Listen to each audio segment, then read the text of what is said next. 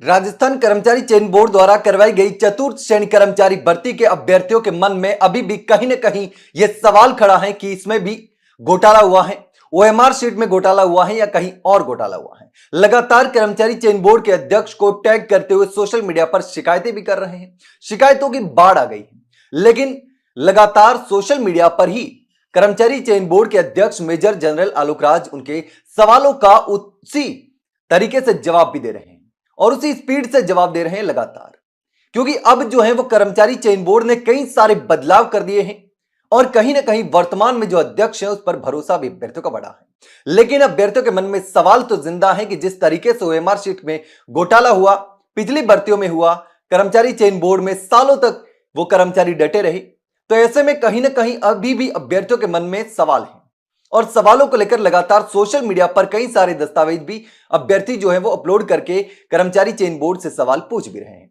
इसी क्रम में लगातार पहले तो जिस तरीके से कट ऑफ हाई रही, उस कट ऑफ को लेकर सवाल खड़े हुए, उसके बाद भी लगातार सवाल जो थे वो लगातार हो रहे थे।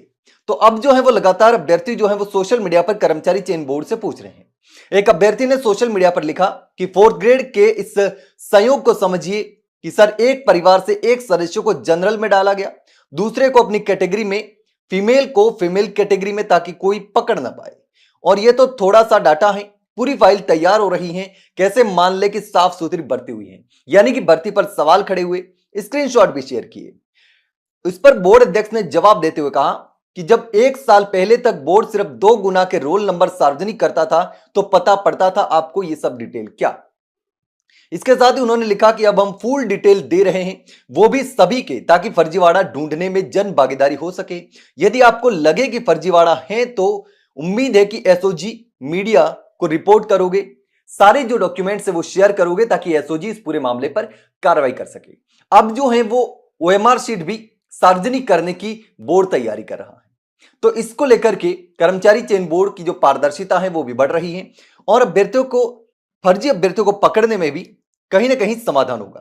इसके साथ एक और अभ्यर्थी ने सोशल मीडिया पर लिखा कि ओएमआर अपलोड करने से क्या होगा, यह कैसे पता चलेगा कि ओएमआर बाद में भरी हुई है या फिर नहीं, ओएमआर की फोरेंसिक जांच क्यों नहीं करवा रहे हो।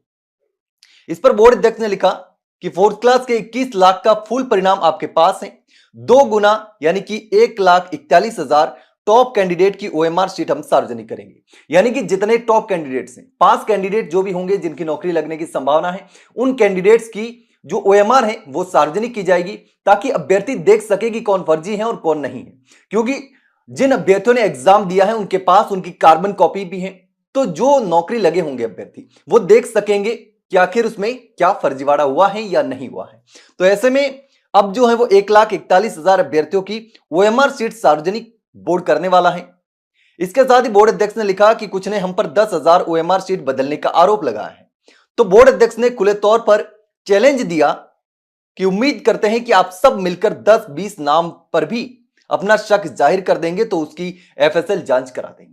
अब बोर्ड अध्यक्ष ने अभ्यर्थियों को चेतावनी दी है कि हम जो ओएमआर शीट सार्वजनिक कर रहे हैं, सारी डिटेल जो है वो सार्वजनिक कर रहे हैं, ताकि पता चल सके कि कौन सा अभ्यर्थी फर्जी तरीके से भर्ती हुआ है।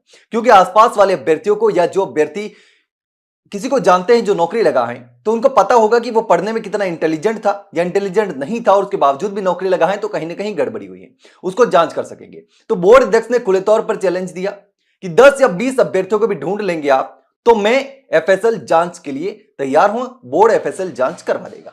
तो ऐसे में अब देखना होगा कि जिस तरीके से लगातार एक तरफ ओएमआर घोटाले को लेकर सवाल खड़े हो रहे हैं और अब चतुर्थ श्रेणी कर्मचारी भर्ती में भी अभ्यर्थी कहीं ना कहीं सवाल खड़े कर रहे हैं, लेकिन अब जो है वो बोर्ड बड़ी संख्या में 1,41,000 कर्मचारी चयन बोर्ड के जो टॉप कैंडिडेट्स हैं उनकी ओएमआर सीट सार्वजनिक करेगा।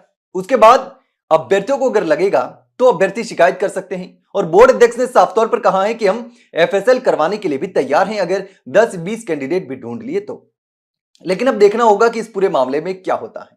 हालांकि जितनी बड़ी भर्ती है, इसलिए कहीं ना कहीं 20 लाख जो 21 लाख अभ्यर्थी बाहर हुए हैं उनके मन में भी कहीं ना कहीं सवाल खड़े हो रहे हैं, तो बहुत सारे अभ्यर्थी शिकायत भी कर रहे हैं। लेकिन अब इस भर्ती को लेकर क्या होगा, हालांकि लगभग भर्ती पूरी होने को है। ये पुरानी भर्तियां हैं जो कि ओएमआर जिसमें घोटाला हुआ है, 2018 की भर्तियां हैं।